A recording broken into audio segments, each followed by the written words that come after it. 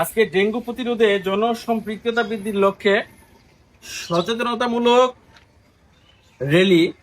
এই র্যালিটির উদ্দেশ্য হচ্ছে সারা বাংলাদেশে ডেঙ্গু ডেঙ্গু রোগের প্রতিরোধ হিসাবে ডেঙ্গুর মশা আমাদেরকে ধ্বংস করে দিতে হবে।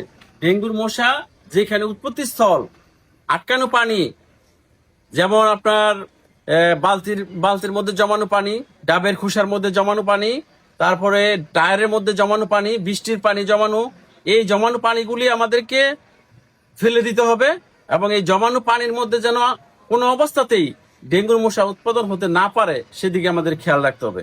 তো আমাদের আজকের এই র্যালিটি আমরা এই ইউনিয়ন পরিষদ, পাইকারচর ইউনিয়ন পরিষদের এখান থেকে শুরু করছি এবং পর্যায়ক্রমে আমরা সারা ওয়ার্ডে আমরা এই র্যালি এবং সচেতনতামূলক সভা করব এবং আমাদের দেখতে পারতেছেন যে আমাদের এই মশা নিবারণ করা যায় এই ওষুধ ছিটানোর কার্যক্রমটা কিন্তু আমাদের পূর্বে থেকেই চলমান।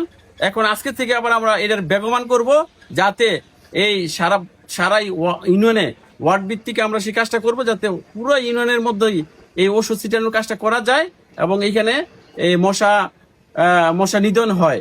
তো আজকের র্যালির মধ্যে আমাদের মাঝে উপস্থিত আছেন পাইকারচর ইউনিয়ন পরিষদের দুইবারের চেয়ারম্যান হাজী মাইনুল ইসলাম ভুইয়া, তিনি সাবেক চেয়ারম্যান ছিলেন। ওনার সুযোগ্য সন্তান আবির ভুইয়া আমাদের মাঝে উপস্থিত আছেন। আমরা ওনাকে সাথে নিয়ে আমরা একটু র্যালি করব এবং তার সাথে সাথে আমরা আজকের এই কার্যক্রমের শুভ উদ্বোধন করছি। আমরা এই ওষুধ ছিটানোর কাজটাও করব। ধন্যবাদ সবাই।